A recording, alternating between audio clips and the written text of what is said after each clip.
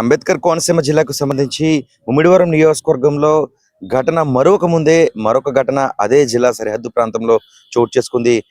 ఈ ముమ్మిడివరంలో 8 మంది విద్యార్థులు నీటిలో కొట్టుకుని పోయిన పరిస్థితి మరొక ముందే మరలా ఈ పి గన్నవరం సమీపంలో మరో ముగ్గురు విద్యార్థులు గల్లంతైన పరిస్థితి నెలకొంది. ఏది ఏమైనా ఈ ఒక్క కోనసీమ ప్రాంతంలో విద్యార్థులు గోదావరిలో ఈ విధంగా కొట్టుకుపోవడంతో తల్లిదండ్రులంతా కూడా కన్నీరు మున్నీరవుతున్న పరిస్థితి నెలకొంది. 2 రోజులుగా ఈ విషాదకర ఘటనలు కోనసీమ జిల్లాలో చోటు చేసుకున్నాయని చెప్పుకోవచ్చు. ముమ్మిడివరంకి సంబంధించి షేర్లంక ఒక మెచ్యూర్ ఫంక్షన్ కి వచ్చిన స్నేహితులంతా కూడా దాదాపు 11 మంది స్నానం ఆచరించేందుకు గోదావరిలో దిగారు. ఇలాంటి తరుణంలో అందులో దాదాపు 8 మంది కొట్టుకుపోయిన పరిస్థితి మాత్రం నెలకొంది. ఎస్డీఆర్ఎఫ్ తో పాటు ప్రత్యేక బృందాలంతా కూడా అక్కడికి చేరుకుని గాలింపు చర్యలు చేపట్టారు. దాదాపు 36 గంటలు శ్రమించారు.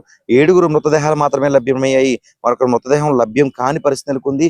అయితే కాసేపటి కిందట అంటే ఘటన జరిగి 2 రోజులు కావస్తుంది. కాసేపటి కిందట ఆ మృతదేహాన్ని ఒక ప్రాంతంలో గుర్తించినట్లుగా కూడా సమాచారం అందుతుంది. దీంతో గోదావరి జిల్లాలో విషాద ఛాయలు అలుముకున్నాయని చెప్పుకోవచ్చు.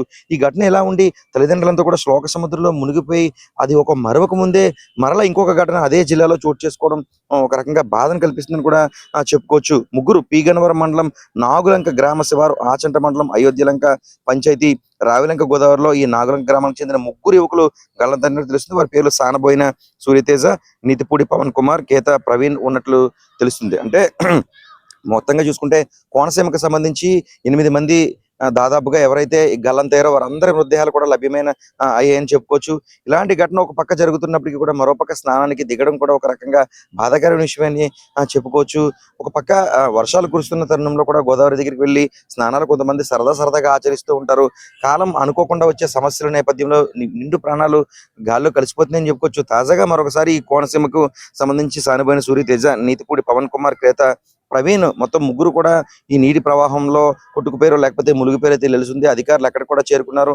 అయితే ఈ ఘటన రాత్రి నిన్న సాయంత్రం చోటు చేసుకుంది. రాత్రి ఈ విషయం అయితే మాత్రం వెలుగులోకి వచ్చింది. ఏదేమైనా కోనసీమకు సంబంధించి 2 ప్రాంతాల్లో జరిగిన ఘటన విషాద ఛాయలు అలుముకున్నాయని చెప్పుకోవచ్చు. అధికార యంత్రాంగం అయితే మాత్రం ఈ ముగ్గురు కోసం కూడా గాలింపు చర్యలు చేపడుతుంది. మరోపక్క ఈ 8 మృతదేహాలకు సంబంధించి కోనసీమ ఈ ముమ్మిడివరం మండలంలో జరిగిన ఘటనకు సంబంధించి మృతదేహాలు హాస్పిటల్లో పోస్ట్ మార్టం నిర్వహించి కుటుంబ సభ్యులకు మృతదేహాలు అప్పగిస్తున్నారు. నిజంగా ఒక విషాదకర ఘటనను కూడా చెప్పుకోవచ్చు. తల్లిదండ్రులు వేదన చూసిన వారందరూ కూడా కన్నీరు పెడుతున్న పరిస్థితి నెలకొంది. ఇదిలా ఉండగా మరొక ప్రాంతంలో జరిగిన ఈ ఘటనకు సంబంధించి మృతదేహాలకు ముగ్గురు గల్లంతైన పరిస్థితి నెలకొంది. వారి కోసం అధికారులు అయితే మాత్రం వెతుకులాట ప్రారంభించారు. ఇది ప్రస్తుతం కోనసీమ అప్డేట్.